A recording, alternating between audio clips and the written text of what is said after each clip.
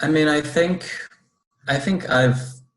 we all have known for a while that things have been changing industry wide. And so, there's been a shift in subscriptions from print to digital and, a shift in our approach in terms of how we're trying to reach readers. But, I think I had a sense that 10 years ago, 20 years ago, 30 years ago, the Herald's staffing numbers were a lot higher than they are now. I knew that we had in the past, like bureaus, around the country and even in Latin America. Obviously, that's not something that we have the resources to do now. And just from talking to reporters who had been at the Herald for, a lot longer than I have, you get a sense of, how things have changed. But there was definitely an understanding that,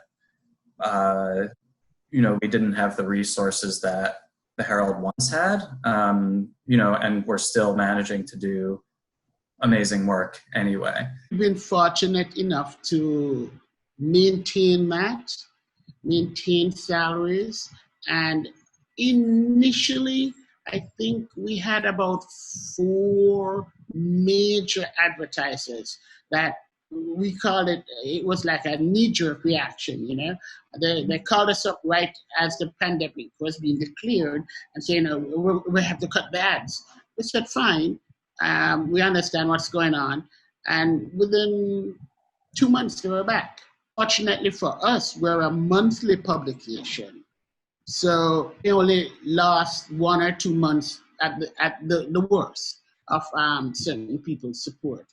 I mean, COVID, it really just comes down to COVID, especially if you look at our coverage pre all this happening. A lot of it was oriented around events and event previews. So, interviewing artists before a performance, interviewing DJs, interviewing organizers.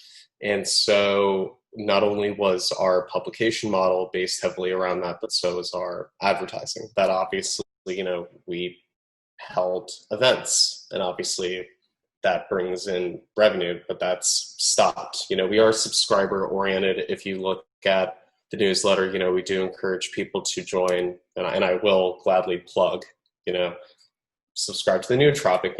We rely on the subscriber oriented model, to continue to be able to do what we do. It really comes down to being plugged in locally and, really invest.